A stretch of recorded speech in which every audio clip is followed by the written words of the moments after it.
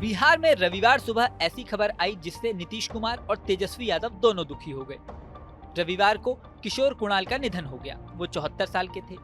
किशोर कुणाल को सुबह heart attack पड़ा और उन्होंने दम तोड़ दिया।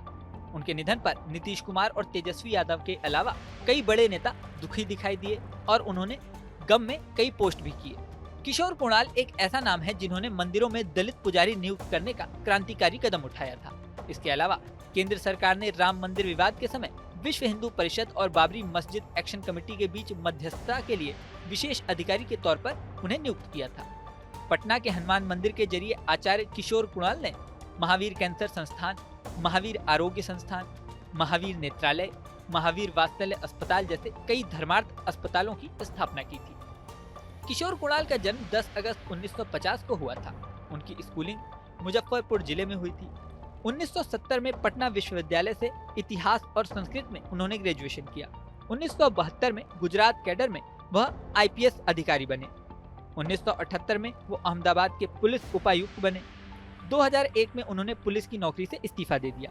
इसके बाद केडीएस संस्कृत विश्वविद्यालय दरभंगा के कुलपति पद को उन्होंने संभाला। 2004 तक वो इस पद पर रहे।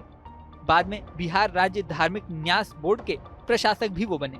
इस दौरान जातिवादी धार्मिक प्रथाओं में उन्होंने सुधार किया। 10 मार्च 2016 को इस पद से भी उन्होंने इस्तीफा दे दिया।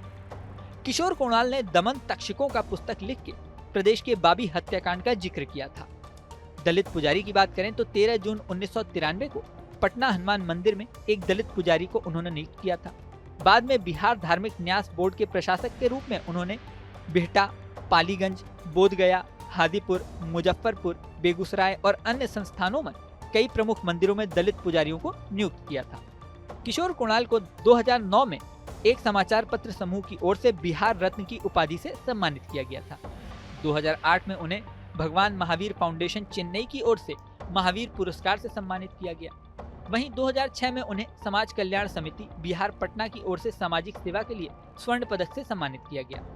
कुणाल किशोर ने भारत और अमेरिका में भारतीय इतिहास, दर्शन, संस्कृत साहित्य और धर्म ग्रंथ के कई विषयों पर भाषण दिए।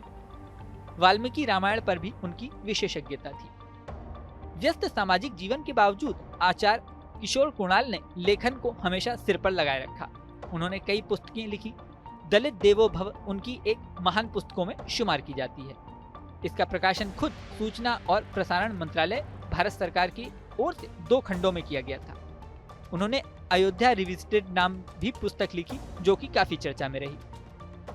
उनके निधन पर बिहार के डिप्टी सीएम सम्राट चौधरी ने शोक संदेश में कहा, किशोर कुणाल का जीवन समाज सेवा, धार्मिक और सांस्कृतिक उत्थान के लिए समर्पित था। अब उनके निधन पर पूरा बिहार ही नहीं, भारत के तमाम लोग उनको याद कर रहे हैं। इस वीडियो में फिलहाल इतना ही। बने रहें न्यूज नेशन के डिजिटल प्लेटफॉर्म पर। न्यूज नेशन अब व्हाट्सएप पर खबरों के ताजा अपडेट के लिए न्यूज नेशन के इस क्यूआर कोड को स्कैन करें।